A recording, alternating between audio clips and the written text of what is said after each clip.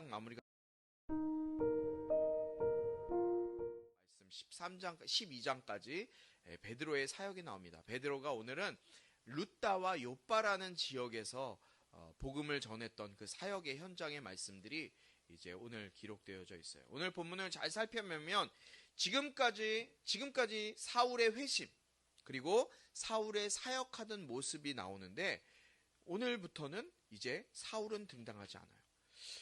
갑자기 사울이 잘 나가다가 사울이 딱 등장하지 않는 이 기간 무엇일까요? 사울의 사역이 사도행전 9장 31절로 마무리가 되고 9장 32장 2절부터는 12장까지 베드로의 사역에 대한 이야기들이 쭉 나와요. 베드로의 사역은 어떤 것들이 있었어요? 여러분들 기억나시는 것. 오늘 우리가 보고 다다음 주에 볼 사도행전 10장에서는 고넬료를 만나는 역사가 나타나요. 고넬료. 이방인 로마의 백부장이었던 고넬료를 만나서 고넬료에게 복음을 전하고 그 가족이 주님께 돌아오는 이야기.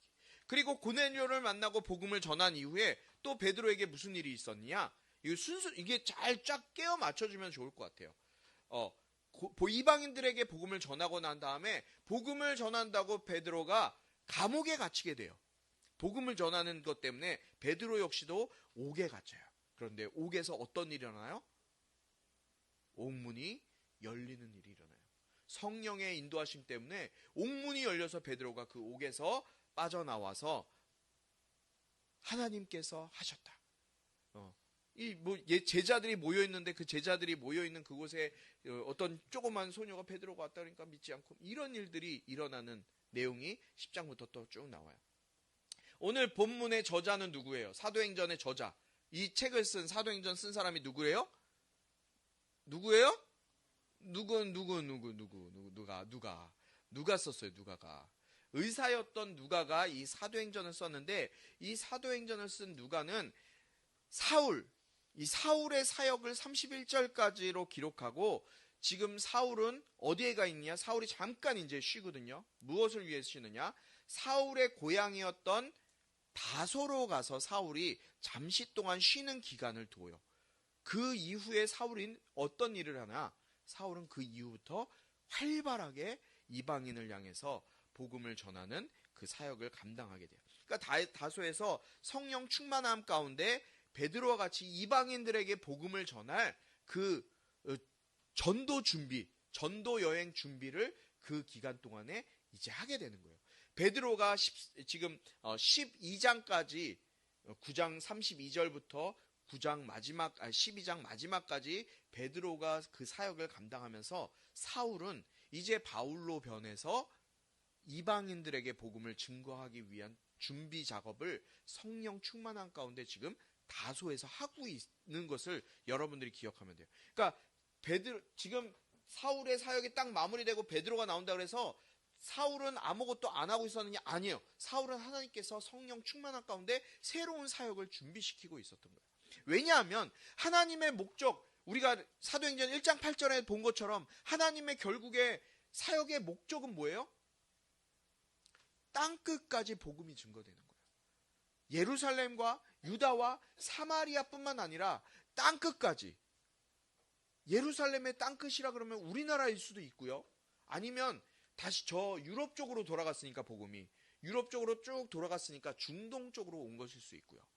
어쨌든 땅끝까지 복음 증거되는 것, 하나님의 말씀, 예수 그리스도가 너희들을 구원한다라는 그 구원의 말씀이 땅끝까지 증거되는 그것이 바로 하나님의 계획이었거든요. 근데 제가 지금 이 마지막 때잖아요. 그때 땅끝까지 복음이 증거되면 그때야 끝이 오리라. 마지막이 올 것인데 이 마지막이 얼마 남지 않았다는 거예요. 여러분 이거 너무 심각한 문제고 중요한 문제인데 세상 사람들은 이거 별로 중요하게 생각 안 해요. 끝까지 그냥 우리 눈에 보이는 이 세상 속을 이 세상만 보고 살아간다는 거예요.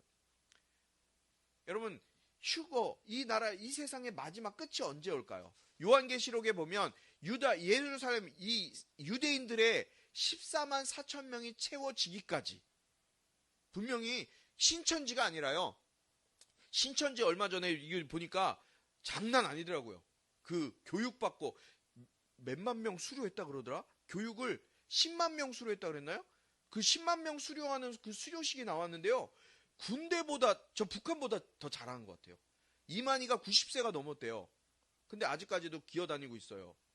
근데 얼마 못 갈 것 같아요. 여러분 14만 4천 명은 그 신천지를 채우기 위한 숫자가 아니라 유대인들의 14만 4천 명이 차기까지 하나님이 기다리고 계시는데 그 14만 4천 명이 지금 예수님을 믿는 유대인들 14만 4천 명을 이야기하는 것이 아니라요. 예수님 오신 이후로 지금까지 예수님을 믿고 죽어 있는 모든 그 유대인들 14만 4천 명을 가리킨다면은 지금까지 예수님 시대부터 지금까지 유대인들 가운데 예수님 메시아닉 주라고 하거든요. 지금은 예수님을 구세주로 모시는 유대인들, 그러니까 주이시가 유대교거든요. 주이시 유대인. 그러니까 메시아닉 주라는 것은 예수님을 구원자로 인정한 유대인들을 메시아닉 주라고 해요. 그런데 지금 메시아닉 주가요, 여러분 10만 명을 가까이 된대요. 그러니까 그 지금까지 살아왔던 유대인들의 14만 4천 명을 차에 채우기까지 하나님이 기다리신다 그랬는데 그때가 얼마 남지 않았다는 거예요. 지금 보세요. 이스라엘과 팔레스타인과의 전쟁. 여러분 이 전쟁에 누가 끼어져 있어요 지금? 이 두 나라만 끼어있는 게 아니죠. 시리아와 이란과 미국과 이런 나라가 껴있어요. 지금 이란이 껴있으니까 또 누구까지 껴있어요? 북한까지 껴있어요. 러시아, 우크라이나? 여러분 여기서 만약에 잘 보세요.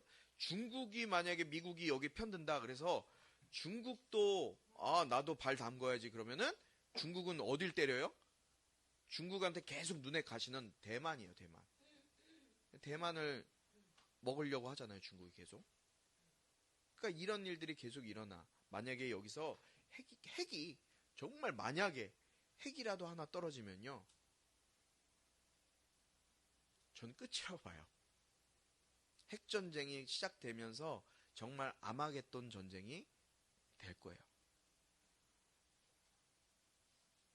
이것이 많이 남지 않은 거예요.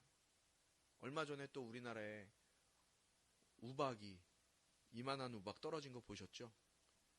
우박이 이만한 야구공만한 거 떨어져갖고 차 유리들이 다 깨지는 모습들 나왔다. 세계 기후 환경학자들이 이야기하기로는 남극과 북극의 빙하가 녹는 속도가 어마어마하게 빠르대요. 여러분 이 무너져가고 있는 이 자연환경 어떻게 보면 참 우리 자녀들 우리 민성이나 주찬이가 자라날 이 자연환경을 보면 자신만만하게 그냥 아무 생각 없이 살아가야 하는 시대가 아닌데도 불구하고 그렇게 살아가고 있어요. 어쨌든 주님은 이 모든 것을 보시면서 마지막 땅끝까지 이르러 예수 증거하는 것을 지금 목표로 삼고 계신데 그것의 선두주자가 누구였어요? 바울과 베드로. 이 두 사람을 통해서 우리에게까지 복음이 전해진 거예요.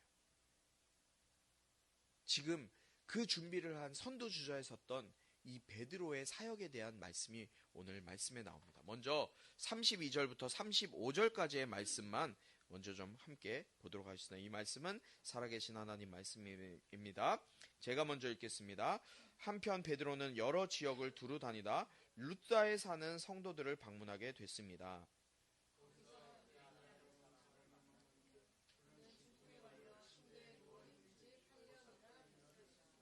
베드로가 그에게 애니하여 예수 그리스도께서 그대를 고치실 것이요 일어나 자리를 정돈하시오. 그러자 곧 애니아가 일어났습니다. 루다와 사론에 살고 있던 모든 사람들이 그를 보고 주께로 돌아왔습니다. 아멘. 먼저 베드로는 여러 지역을 다니게 됐어요. 여러 지역을 다니다가 베드로가 딱 처음에 들어간 지역이 어디라고 나와요? 오늘 루다라는 지역에 들어가게 됐어요. 사진을 보여주시겠어요? 이 루다는 어디냐면 여러분 그림에서 보는 것처럼 예루살렘, 이 예루살렘에서 북서쪽으로 40km 정도 떨어진 내륙 지역에 있는 곳이 이 루다라는 지역이에요.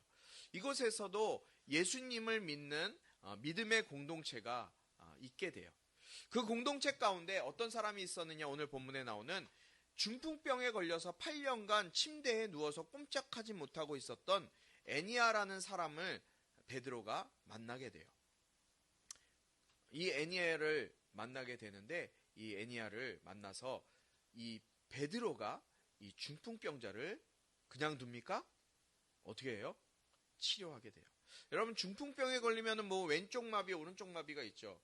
저는 사실 지금도 잊어버리지 않는 게 우리 외할아버지, 저희 외할아버지가 중풍이셨거든요. 근데 제가 너무 어렸으니까 외할아버지 이렇게 오른쪽을 쓰지 못하신 거죠. 오른쪽이 마비가 되니까 온 행동을 할 수가 걷지를 못하세요. 그래서 항상 양반다리로 이렇게 계셨던 게 기억나요. 양반다리로 있고 저희 집에 모시고 있었는데 이제 식사를 어머니가 이제 항상 갖다 드리면 이제 그렇게 식사하시고 제가 머리에다가 어렸을 때 나도 모르는데 기억이 머리에다 이렇게 이렇게 추리닝 입고 뭐 하고 할아버지 앞에 앉았고 양반다리로 할아버지 따라하는 그 모습을 했던 게 기억나요. 움직이지도 못하시는 할아버지. 애니야도 움직이지 못했어요. 그래서 병상에서 8년 동안 누워 있게 돼요.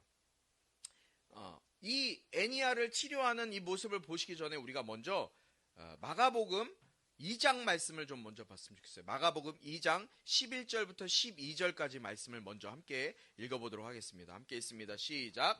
내가 내게 말한다. 일어나 내 자리를 들고 집으로 가거라. 그러자 중풍병자는 모든 사람들이 보는 앞에서 벌떡 일어나 자리를 들고 밖으로 나갔습니다. 사람들이 모두 크게 놀라 하나님께 영광을 돌리며 이런 일은 난생 처음 본다라고 말했습니다.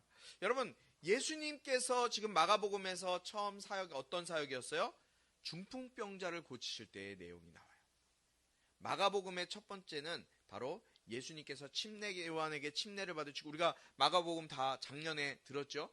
침례를 받으시고 또 사역을 시작하셨죠. 침례 요한이 죽고 나서 예수님의 사역이 진행돼요. 그때 2장에서 처음에 예수님이 이제 중풍병자를 고치세요.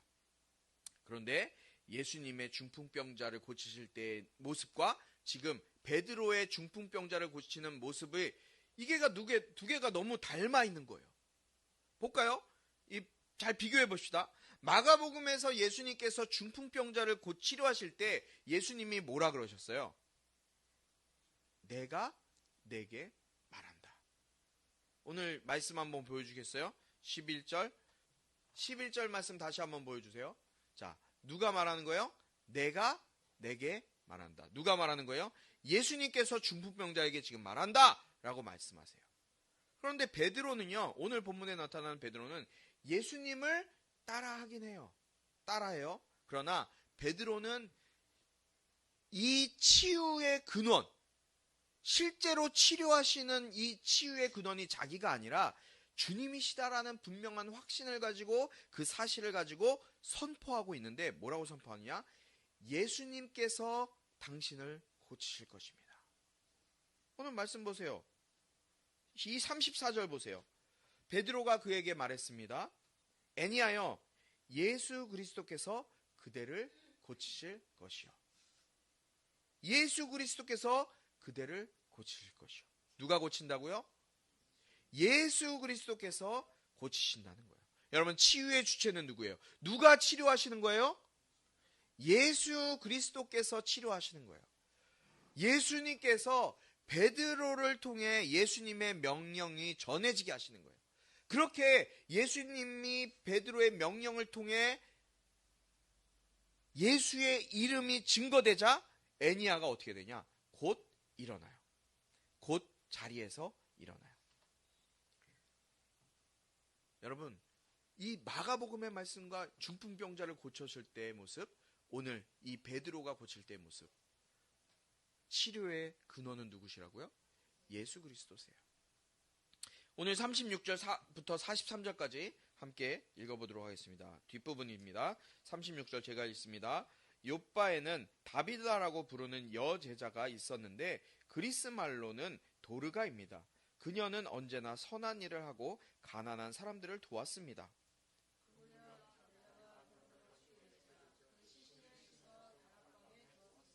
룻다는 욥바에서 가까운 거리인데 제자들은 베드로가 룻다에 있다는 소식을 듣고 두 사람을 베드로에게 보내 속히 와달라고 간청했습니다.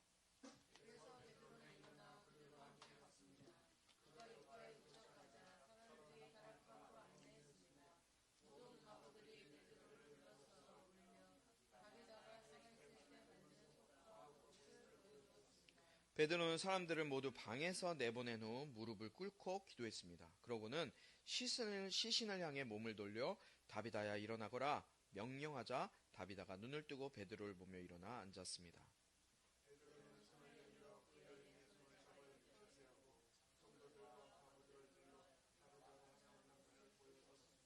이 일이 온 욥바에 알려지면서 많은 사람들이 주를 믿게 됐습니다. 베드로는 욥바에서 여러 날 동안 가죽 제품을 만드는 시몬의 집에 머물렀습니다. 아멘. 이제 베드로가 룻다에서 중풍병자였던 애니아를 치료했다라는 소문이 각 지역마다 퍼지기 시작했어요. 여러분, 지금도 중풍병을 고치기가 너무 힘들어요.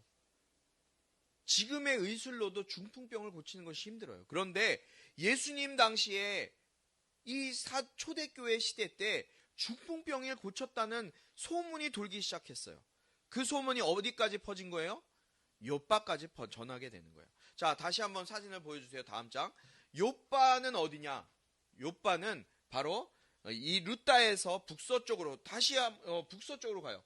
북서쪽으로 약 20km 정도 떨어진 지점이에요. 이 지중해를 접하고 있는 곳인데 이 욥바가 너무나 아름답더라고요. 마치 이스라엘이지만 서양, 그러니까 유럽 같은 느낌이 나요. 이스라엘도 유럽인지 제가 사진 좀 자랑하기 위해서 이렇게 사진을 또 저기 욥바 바다예요. 욥바 바다고 여기가 지금 욥바의 누구냐? 여기 보이시죠? House of 시몬. 무두장이 시몬의 집, 그 가죽을 만드는 시몬의 집 앞에 여기 사진을 찍었습니다. 지금 마지막 43절에 나오는 무두장이 시몬의 집 앞에서 이렇게 사진을 찍었어요. 어쨌든 이 욥바라는 지역이 아주 유명한 곳이에요. 여러분 잘 알고 있듯이 이 욥바는 또 어디에 나와요? 요나서에 나오잖아요. 요나서. 하나님께서 요나를 다시스로 보내려고 할 때 요나가 그 하나님의 명령을 피해서 도망했던 곳이 어디예요? 이 항구 욥바로 왔어요. 욥바. 거기가 바로 이 욥바예요. 요나에서 나오는 항구도 또 이 욥바라는 곳이에요. 이 욥바에 보면 이 욥바에는 누가 살고 있었어요? 다비다라는 별명을 가지고 있었던 도르가라는 여자가 살고 있었는데 이 여인이 어떤 사람이었느냐? 아주 신실하고 사람들에게 많은 도움을 줬던 사람, 그리스도인 이 신실한 도르가가 살고 있었어요. 36절에 보니까 이 도르가가 선한 일 너무너무 많이 한 거예요. 가난한 사람들을 도와주는데 제일 앞장서서 일을 했던 사람이 바로 이 도르가 다비다라는 여인이었어요. 그런데 그 무렵에 이 도르가가 병들어 죽게 된 것이죠. 결국은 숨을 거두었어요. 그래서 이 여인을 장사 지내기 전에 잘 씻어서 그 도르가의 집에 다락방에 시신을 올려두었어요. 그리고 이들이 무슨 소식을 들었어요? 누구에 대한 소문을 들었다고요? 베드로에 대한 소문을 들은 거예요. 중풍병을 고친 그 베드로에 대한 소문을 듣고 두 사람을 그 룻다로 파송을 한 거예요. 룻다에 가서 어서 베드로 사도를 우리에게 좀 데려오시오. 베드로가 그곳에 욥바에 도착했어요. 이 다비다가 얼마나 선한 사람이었는지 오늘 본문 39절에 보니까 많은 여인들에게 속옷과 겉옷까지도 나누어 줬어요. 그러니까 이 여인이 다비다가 죽으니까 자기들에게 선물해줬던 얼마나 그때 옷을 샀겠어요? 자기가 직접 지어서 하지 않았겠어요? 자기들이 선물 받았던 그 속옷과 겉옷을 울면서 베드로 사도에게 보이면서 이렇게 우리에게 잘해줬던 선하게 살았던 이 도르가가 죽었습니다. 이 도르가를 좀 살려주십시오 라고 간청하는 거예요. 여러분, 이번에도 베드로가 사람들을 모두 내보낸 후에 이번에 기도를 합니다. 자, 먼저 마가복음 5장 41절 42절 말씀을 함께 보도록 하겠습니다. 마가복음 5장 41절 42절입니다. 시작.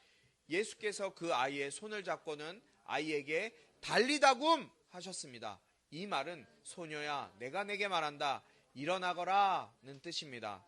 그러자 곧 아이가 일어나더니 걸어 다녔습니다. 이 소녀는 12살이었습니다. 이 일을 본 사람들은 몹시 놀랐습니다. 아멘. 예수님께서 어떻게 하셨어요? 이 아이 12살짜리 여자아이 달리다굼 소녀야 일어나라 일으키셨어요. 오늘 본문의 40절 베드로는 어떻게 했어요? 다비다야 일어나거라 달리다굼 했을 거예요. 죽었던 다비다가 이 베드로의 달리다굼 일어나라 했을 때 어떻게 됐다고요? 벌떡 자리에서 일어나게 돼요. 그리고 베드로는 사람들에게 이 다비다가 살아난 것을 보여줘요. 그런데 마가복음에서는 예수님께서 내가 내게 말한다. 내가 내게 말하거냐 일어나거라 라고 마가복음 5장 41절에 말씀하고 있어요. 내가 내게 말한다. 일어나거라. 누가 말했어요? 예수님께서 말했어요. 오늘 베드로는 뭐라 그래요? 오늘 베드로는 그렇게 말하지 않았어요. 어떻게 했어요? 베드로는 먼저 어떻게 했어요? 무릎을 꿇고 하나님께 기도했어요. 어떻게 기도했을까요? 어떻게 기도했을까요? 한번 상상해 보세요. 베드로가 어떻게 기도했을까요? 저는 예수의 이름으로 기도했을 것 같아요.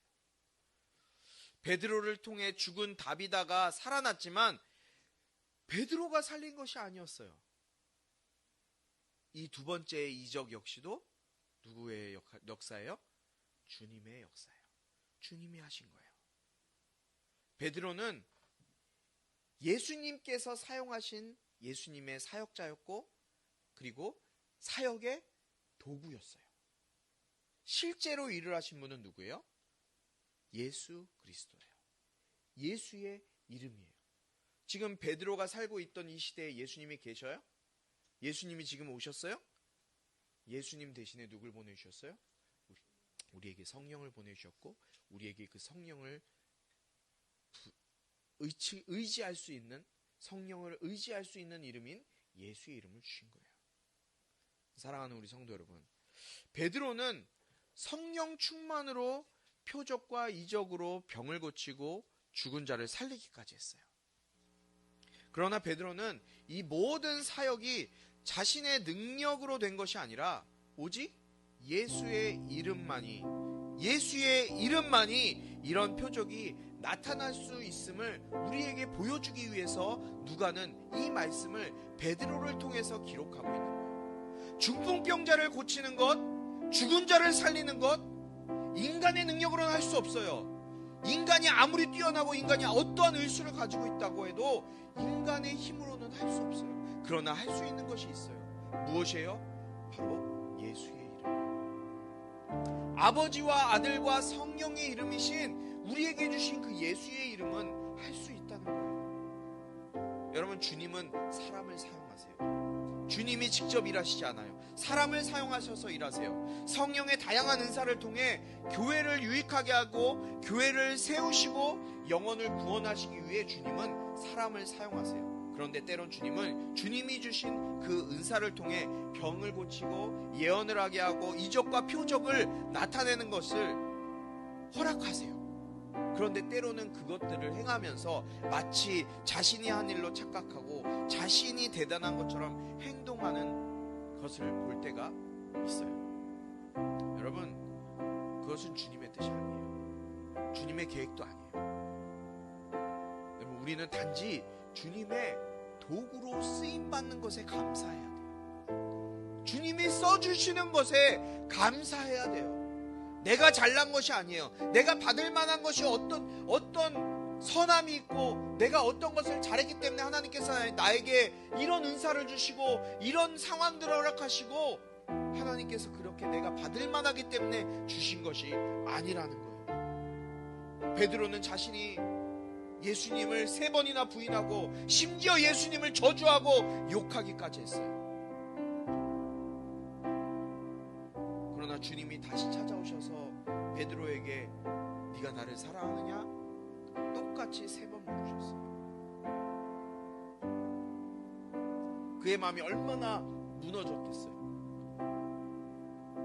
자기가 십자가에 죽으시는 그 예수님을 저주까지 했는데 예수님이 부활하셔서 버젓이 살아나서 나에게 찾아와서 베드로야 네가 나를 사랑하느냐? 베드로는 알았을 거예요. 나는 그런 은사를 받을 만한 사람이 아닌데,